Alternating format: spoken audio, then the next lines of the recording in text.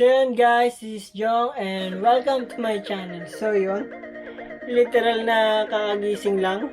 Bali, tumawag kasi si Marco na magpapasama daw siya sa Gilmore and then yun, bali ibibuild namin yung computer para sa anak niya na si Renz. Bali mamimili kami dun ng mga pyesa and then bubuuin namin yung computer doon sa bahay nila.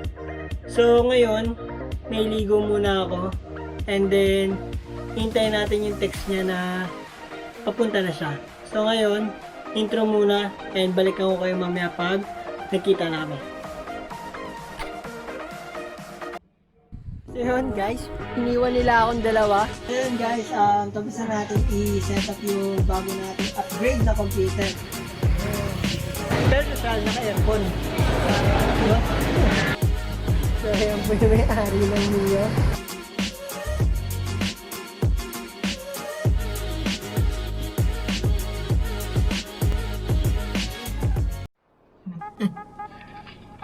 So yun, magkasama na kami ni Marco.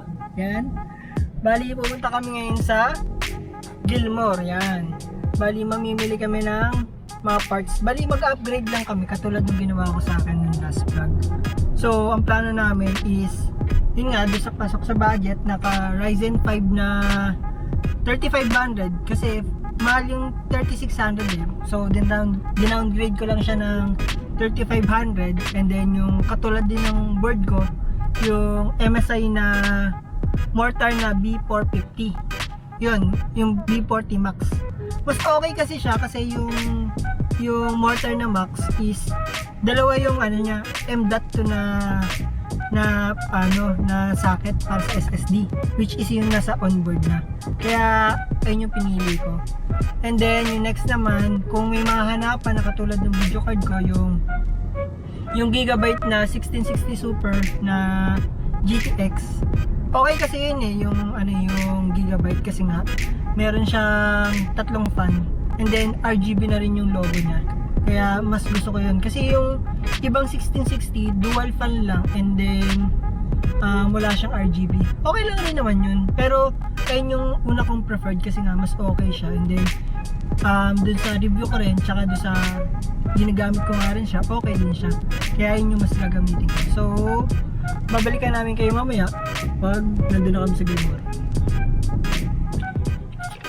So yun, nandito ngayon kami sa Gilmore. Yan, nakapark na kami. So yun, medyo hindi naman gano'ng kadami, pero madami pa rin. So yun yung una natin pupuntahan, yung JDM computer. Yan, sa taas.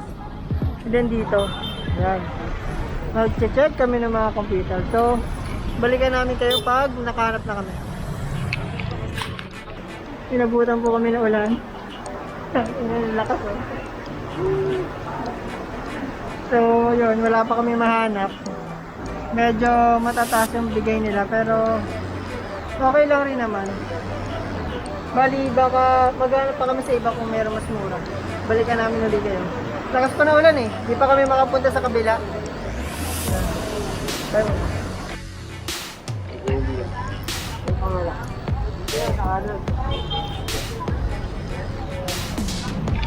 so ngayon, pupunta kami ngayon sa PC Gilmore. And yung last na namin pupuntahan, siguro di naman last. I-check namin doon kasi mas okay. So ngayon, check namin kung mas mura doon. Kasi doon ko nabili yung video card ko eh, mas okay. So balikan namin kayo mamaya. Yan, naalala ko lang. Dito kasi ako nagtatrabaho dati. Yan, dito kami kumakain dati. Kasi yung dati kong pinagtatrabuhan doon. Yan, sa building na yan. Ewan ko lang kung bukas pa, pero okay din doon kung mas mura. Pero ngayon punta muna tayo sa PC Gilmore. Yan, ito. So, balikan namin kayo mamaya. So ngayon, nandito kami sa Jollibee. So, kakain muna kami kasi ang daming option eh. Bali ito siya. Napakita ko sa inyo yung mga na-canvas namin na unit kaya kung magkano. Bali, napag-decision na ni Marco na isang set na lang. So, yun. Ito siya. So, yun. Nakabili na tayo dito ngayon sa JDM. So, yun. Ryzen Ayan yung mga nabili natin. So ngayon, babayaran na lang natin. Ayan. Maganda dito kasi mura. And then, okay yung mga price. Hindi siya yung overpriced unlike sa iba. Ang ganda ng mga processor nila. Bali ngayon, bubuin na lang natin ito sa bahay. Ayan, binili natin mga parts. So, balikan ko kayo mamaya. Pagkano siya naka-CD lang ano?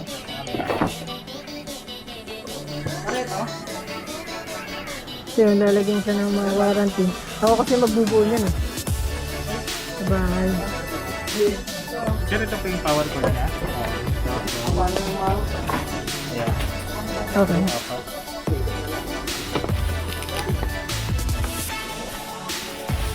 Pagbabasit na po sa pagkilala. Ayan. Yeah, kaya simpa. Thank you. Ayan. Sabi mo ng warranty sticker. Hindi para i-ano ko ng article ko ako. Sige, Tan. Hindi ka na pa. Alam mo naman, alam mo lang.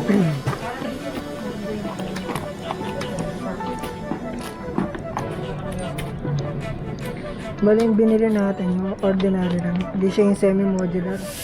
Bali.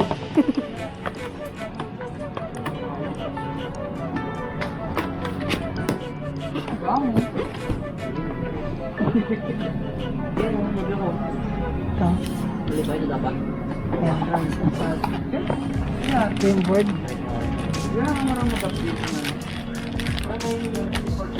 Anong ito? Hello? Pagbabasit na po. Ayan. Bali, ang kinagusto ko dito, dalawa yung M2 slot niya. So, apat yung RAM slot niya. Okay naman. Thank you. Ayan. Okay lahat. Ayan. Thank you. Ayan yung warranty sticker niya. Well, sure. Nasa kanila binili.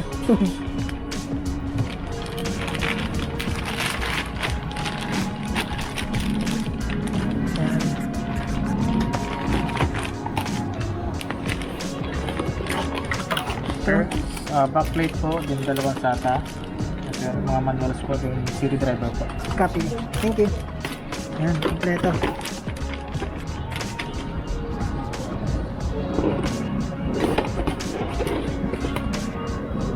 Ay, maganda sa mga Thermax eh. Hindi siya masyado kalakihan. Ito naman yung RAM, RGB. Yan. Ano po, napakadami niyang pare. Sir, pagbabasit na po. Ang dami niyang pare. Yan. Yung mga pins, okay naman siya.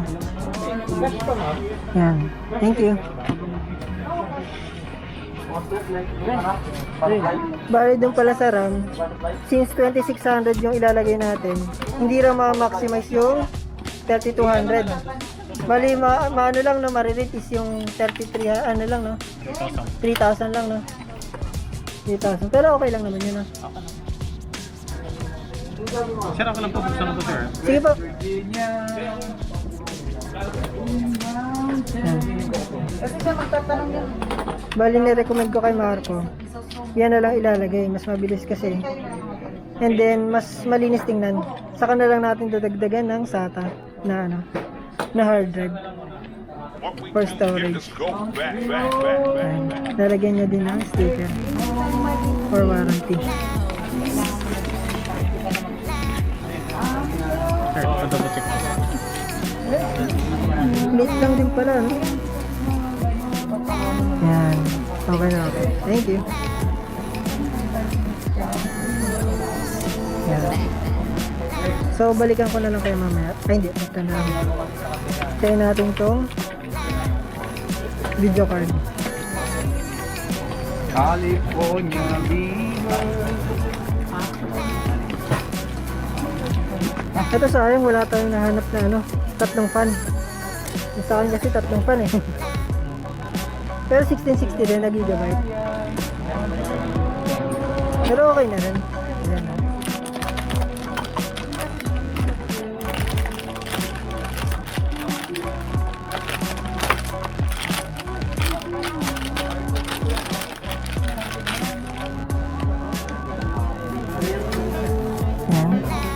Okay naman, wala siyang sirang pins. Okay. Yan, lalagyan na ng sticker na sila. Yan.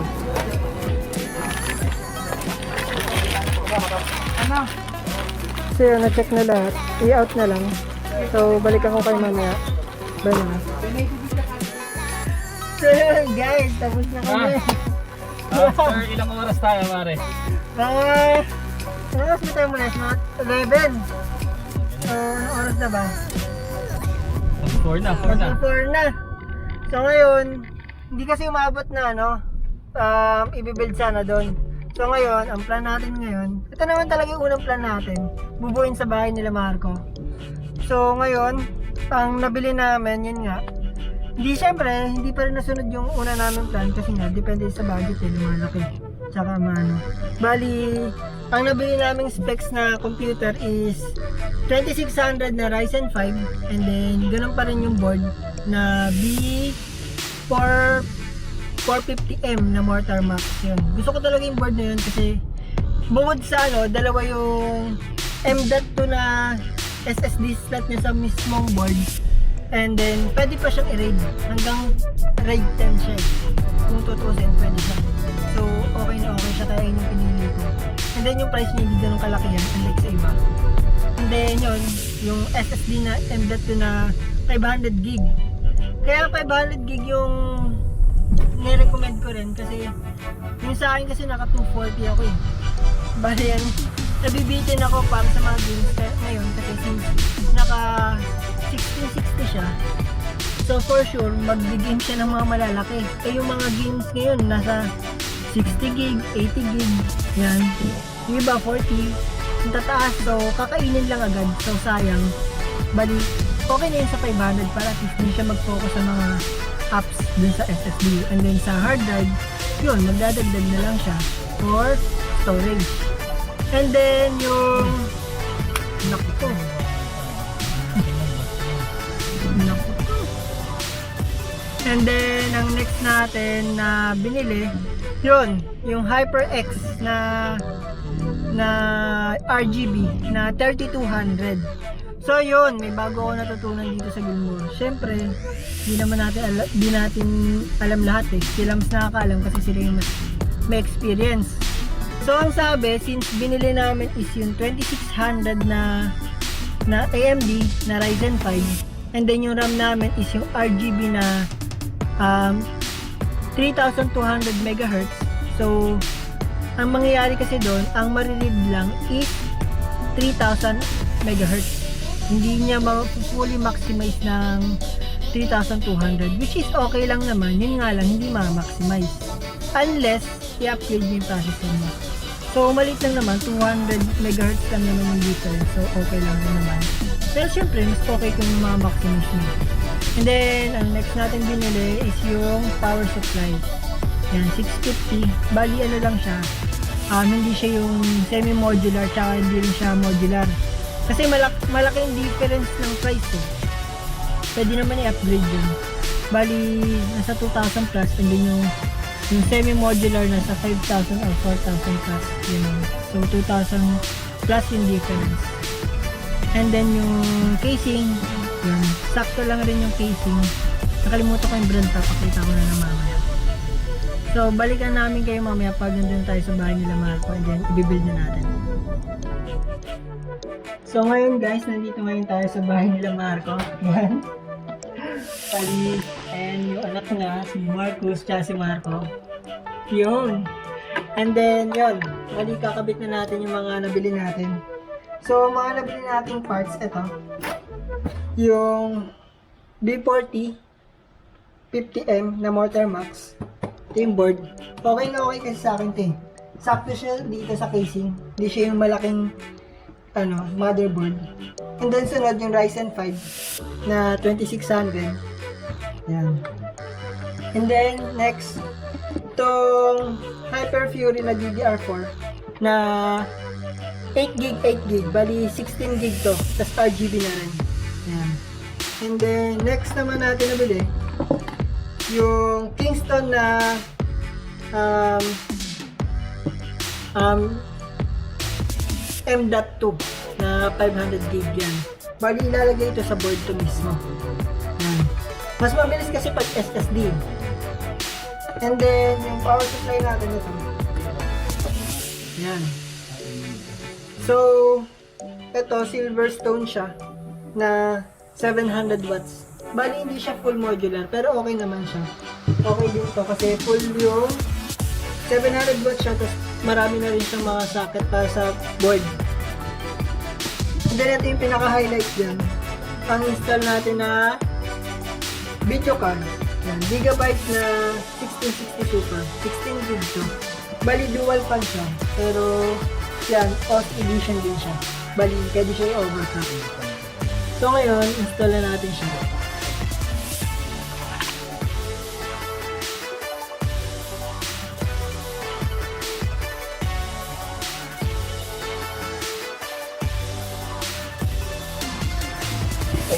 So ngayon, ang ikakabit ngayon natin is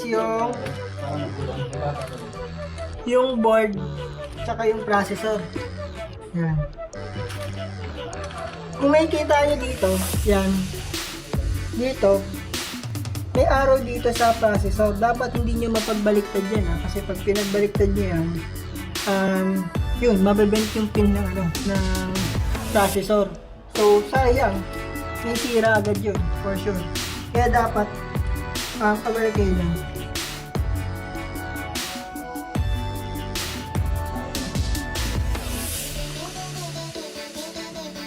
Bali, ito yung kakabit natin. Yan.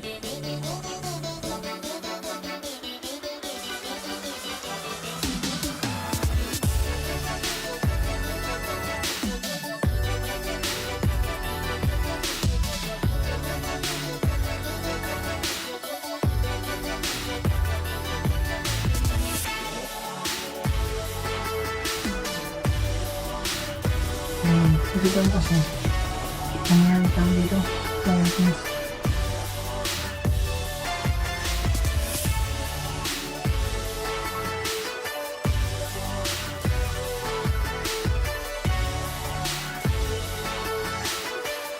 So ngayon, kakabit na natin itong headset. Bali, pag ikakabit ko siya, yan, dapat yung AMD na to, naka-face dito. Yan, nakaganto siya. Yan.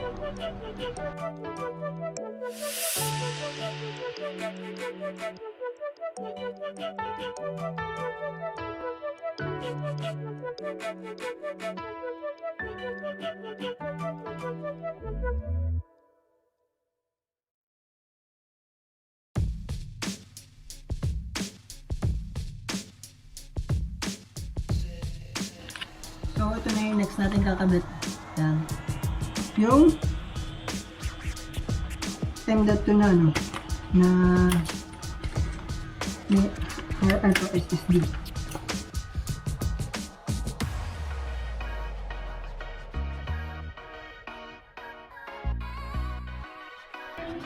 Next natin kakabit yung RAM. RGB na yan. M.2 RGB na. Ganito rin RAM kay, pero one stick lang. Ito kasi yung stick.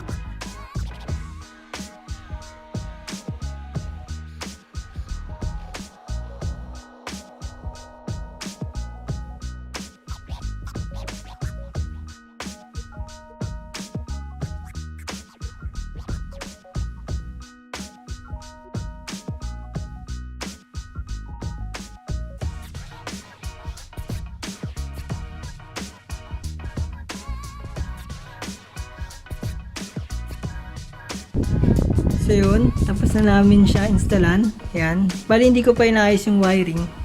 Ito na itsura niya. Yun. Nalaubat kasi yung ano ko eh. Yung action cam ko eh. So ito na lang. Ayusin ko pa yung mga wirings niyan mamaya. Yan. Bali naka dalawang stick siya ng 8 gig. Yan. Ito yung pinaka video card niya. So ito yung harap ng casing. Ang ganda. 3 fan na agad. Di siya yung kalakihan pero okay naman. So So yun, tapos na natin i-install yung lahat ng parts yun. Bali yan, nag-i-install na ngayon siya ng mga driver niya. Yan. Tapos ito yung itsura ng pinaka-unit. Yan, nakadalawang RGB na RAM yan. Tapos yung PC niya rin. Yan. Naka-apat na fan yan na RGB din. Yan, bali ito yung setup niya. Nice na rin namin. Naka Ryzen din, ano siya, naka Razer.